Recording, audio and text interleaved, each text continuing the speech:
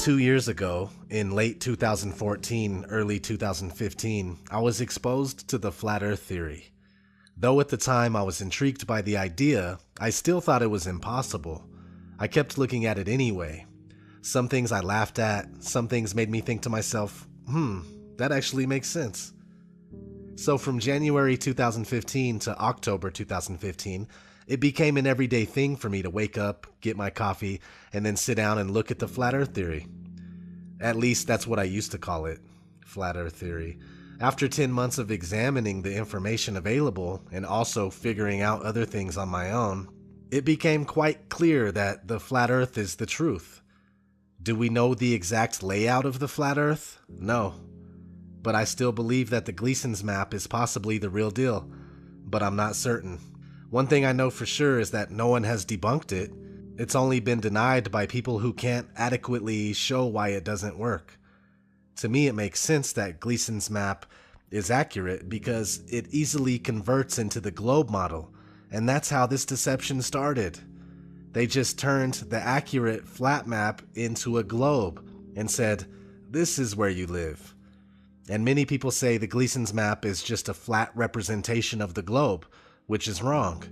If you look at the bottom corners of the map, it clearly states that the sun moves in circles around the tropics, meaning that the creator of the map knew that the Earth didn't move.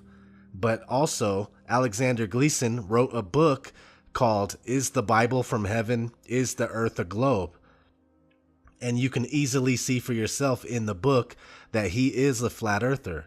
Now the thing is that his map wasn't released until 1892, but the flat earth map, now called the azimuthal equidistant map, has been around since about the year 1000, possibly earlier. That's older than the oldest known globe on Earth, which comes from 1492. And that's actually around the time that this whole deception started. It was during the lifetime of Copernicus and around the time of the creation of the Jesuits. We don't know all the exact details because we know that history has been rewritten time and time again to benefit those who have put themselves in charge. But if you are honest with yourself, you can see clearly that this heliocentric globe Earth deception began around 500 years ago. Anyway, back to the maps. Let's just say for a minute that flat earthers don't have a good map. Well, either do globe earthers. Check this out. How many of you have ever seen a map that looked like this before? How many of you have ever seen this map? I've seen that map. Yeah, isn't this the map that you use K through 16 in the United States of America? Now, folks, look at this map. According to your social studies teacher, what is the equator? Right An imaginary line where? Yeah. Around the center of the Earth. Then if this map is correct, then the equator must be here, and Chicago has a tropical climate. Now, folks, this is the map that we use in the schools. Look where the United States is, in the middle of the world, right? Now, here's the USSR, which is no more, of course, Mongolia, China, Africa, India, Pakistan, Afghanistan. Now, look over here. USSR, Mongolia, China, India, Pakistan, Afghanistan. Twindia is here. We have two Indias. Did you know that? Now, people, this is a flat-out lie. Look at the size of Greenland and the size of South America. According to your social studies teachers, what were continents? Largest land masses on the face of the Earth, right? Now, do you know the continents? Africa, Asia, Australia, Antarctica, Europe, North America, and South America. Did I say Greenland? Well, Greenland isn't a continent, but it's a huge landmass according to this map, right? The map is a flat-out lie, people. If you read the legend on the map, here it says, in fact, South America is actually 9 times larger than Greenland. Are you saying the map is wrong? Oh dear, yes. Look at Greenland. Okay. Now look at Africa. Okay. The two land masses appear to be roughly the same size. Yes. Would it blow your mind if I told you that Africa is in reality 14 times larger? Yes? Here we have Europe, drawn considerably larger than South America. When it's 6.9 million square miles, South America is almost double the size of Europe's 3.8 million. Alaska appears 3 times as large as Mexico, when Mexico is larger by 0.1 million square miles. Germany appears in the middle of the map when it's in the northernmost quarter of the Earth. Wait. Relative size is one thing, but you're telling me that Germany isn't where we think it is? Nothing's where you think it is. Where is it? I'm glad you asked. Not only things like that, but NASA can't even make the same layout twice for some reason. Notice in these official NASA images that the layout of the Earth is never the same. In 2002, North America is this size. In 2012, it's this size. And in 2015, it's yet again a totally different size than both of those. But the fact of the matter is, none of these pictures are real anyway. NASA employee Rob Simon has gone on record saying that the Earth is photoshopped because it has to be. It is photoshopped, but it's has to be. There's artistry to creating the world. What I imagine it to be. Unfortunately, I'm not an astronaut. I've never been to space. Now, why don't we have any pictures of the Earth? It's 2017, and you think this is normal? Maybe because we can't leave the Earth, just like in the flat Earth model, which has a sky barrier known as the firmament or the dome?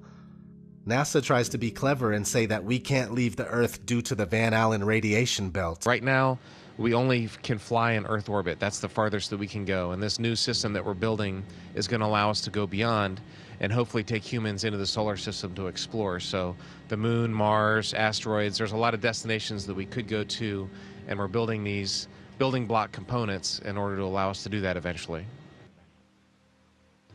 The kinds of technologies that we're testing out on Space Station are definitely helping us with our goals of going beyond low Earth orbit.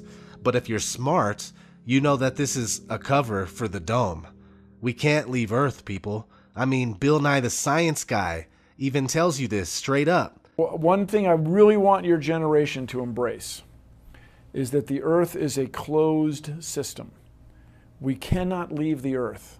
One thing I really want your generation to embrace is that the Earth is a closed system. We cannot leave the Earth. And you still argue otherwise. Not that we need Bill Nye to figure this out, because we don't. He's a paid-for liar. But they put the truth out so later when it becomes too much to bear, they can just say, well, we've been telling you the whole time. But you act like you don't hear it, and you just make excuses for why they say these things, and it's ridiculous. You can observe for yourself that water does not curve. And this is funny. People will say that raindrops prove that water does curve. But have you ever seen a gallon of water in the form of a sphere? Let alone 326 quintillion gallons of water? Well, at least that's how much water they tell us is on Earth. Should we believe them? Probably not. But we do know that it's a lot of water. Either way, you've never seen any experiment show that a good amount of water can curve or take the shape of a sphere. So your raindrop argument doesn't work. If you actually take the time to look into the flat Earth and all of its angles, it becomes 100% crystal clear that we do not live on a spinning ball flying through infinite space. Some folks say that it would be impossible to be nighttime and daytime on a flat Earth at the same time. But if you actually looked, then you would know that it's completely possible. Because the sun is closer and smaller, day and night at the same time, just in that area alone. Of course it would be possible on a bigger scale. Now this brings me to the division that Flat Earth has caused among the so-called truth community. A lot of people that suffer heavily from cognitive dissonance say that the Flat Earth information is a psyop and it only serves to divide us and discredit those of us that see the information as correct. But this is not true. It's only an excuse for cowards that are scared of the information for one reason or another. Some people don't want to accept the flat Earth because of the implications of a creator. Some people can't accept it because of the mental conditioning coming from schools and television that they have been dealing with their whole life. Whatever the reason, I can understand up to a certain extent, but if you have really dove into the flat Earth info, and I mean really dove into it, like you let go of your preconceived notions of what the Earth is and you examined it unbiasedly, there's no way that you would come back thinking that the Earth is a spinning ball. You may come to the conclusion that you honestly just don't know, or you may be 100% sure that the Earth is indeed flat, but you would never accept the heliocentric model of the universe after genuinely looking into the flat earth for a good amount of time, which leads me to my next point about the division that flat earth has caused, because it has caused division. What the flat earth has done is divide the real truth seekers from the run-of-the-mill people that don't know the truth when it slaps them in the face. The flat earthers that I interact with are the most logical, down-to-earth people that I know, and they have amazing sense and excellent intuition. Don't get me wrong, there are people that are imitating flat earthers, and they pretend to be absolutely batshit crazy in order to discredit the flat earth, and there's most likely genuinely crazy people that are flat earthers. Or at least they come off as crazy, so it's not good for the flat earth cause. But that's to be expected. There's some very crazy people in this world, flat earthers or not. So anyway, what gets me is people that claim flat earth is a complete psyop and it's bullshit, like Zachary K. Hubbard, for instance. The dude hates flat earth so much and thinks it's stupid that we debate the shape of the earth while it's quote unquote on fire. The flat earth theory, which has been pushed on the truth community for going on 2 years, is a psychological operation that has 3 purposes. To distract us from things that are important. For example, we live on Earth. It doesn't matter what shape Earth is on fire. And for all of you who've made it your priority to argue what shape the Earth is while the Earth is on fire, just think about what you're doing. Why are we debating the earth while the earth is on fire, he says. Yet he has no problem making videos about what he eats for breakfast. Hey, truth seekers, welcome back. Zach here. A lot of people ask me, what do I eat for breakfast?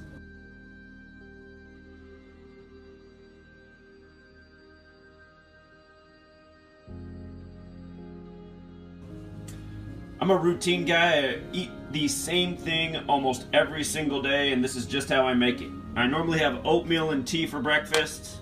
I don't use instant oats, I use regular oats, but I make it just like this. I just pour hot water straight from the teapot.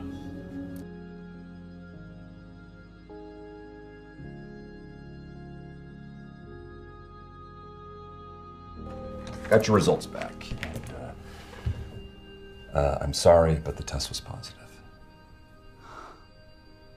You're a basic bitch. The guy has to be one of the biggest idiots on YouTube, and he has been caught lying several times. Yes, I gave him a shout in my Pizzagate video, but that's before I even started watching him. I mean, that was the only video I seen from him at that point was one Pizzagate video, and I thought the information was good. But his channel is about how sports are rigged, and you can tell by using gematria on the games, dates, players, and whatnot. But he has never had it right anyway. He had the Giants and the Colts for this year's Super Bowl based on that information, and well, neither of them are even in the running anymore. But that's when he picks more teams and plays like that's what he was saying the whole time. He does it all the time, each and every time. Sorry, I'm getting a little carried away on Zach. But he's the perfect example of a fake-ass truth seeker, and he only serves as confirmation bias for others that don't want nothing to do with Flat Earth for whatever reason. And I'll give you another example. What is Real is a YouTube channel that doesn't like Flat Earth. I've spoke with him before, and he just can't accept it. He says he hates it. Here he is on one of Zachary's videos expressing how the Flat Earth makes him sick. First off, emotions don't have a place in the truth movement. Second, when anyone makes an anti-Flat Earth video, he's on it, ready to support, because it's reinforcing his belief in the spinning ball Earth, which is all he wants to hear. He wants to hear what he already believes. He doesn't want to hear the truth. He doesn't want to accept the truth, not what the actual truth is. Now, people like that don't belong in the truth movement. Therefore, the division is okay by me. Flat Earth has given me good reason to pay attention to people. It's simple, really. If they are Flat Earthers, then they have the ability to overcome cognitive dissonance. Therefore, they are sincere in their pursuit of truth. Not all Flat Earthers, though, because some are obvious shills. But also, you don't have to be a Flat Earther for me to take you seriously. It's just that Flat Earthers and Ball Earth skeptics that admit they don't know have more credibility because Flat Earth is the truth. But I can't be mad at anybody who hasn't taken the time to look at Flat Earth. It's when you have looked at it and you conclude that it's bullshit is when I have a problem with someone or I stop paying attention to someone. There's no use in me wasting my time on someone that can't even admit the truth to themselves. That's how I see it. Flat Earth has been everything but proven 100%. But what do you expect? There's a 500-year and running conspiracy to hide the truth from us. It's not like it's supposed to be extremely easy to figure out. That's the whole point with truth-seeking. People have covered up the truth, and we are trying to uncover it. It's not supposed to be a piece of cake. So leave your ego behind if you're really about the truth. Because this is bigger than all of us. It's not about me. It's not about Eric Dubé. It's not about Jeranism. It's not about who found it first or whatnot. It's about the truth and getting it across to people in the most successful way possible. And that's it. All I want is to see people wake up and take their power back. At least take their minds back. That's where the power is. That's what they have done to us. They've taken our minds. The Flat Earth truth does away with all of the mind control. It does away with the bogus theory of evolution. It does away with the dinosaur deception. It does away with the lie that there are aliens out there. And though we still end up with more questions than answers, our minds are freed. And that's how real change is going to happen in this world of ours. Thanks everybody for listening. This has been OG. It's sounding like a god church. Ooh, new girl on the track, she sound better than you. Someone dissed me, I don't know, I'm like who? Said I cashed out from that last song, it's true. And yeah, I just spent your whole rent on some shoes. I hit the club and I'm leaving with 2. Verified cause all these checks that I blew. New girl on the track, she sound better than you. Someone dissed me, I don't know, I'm like who?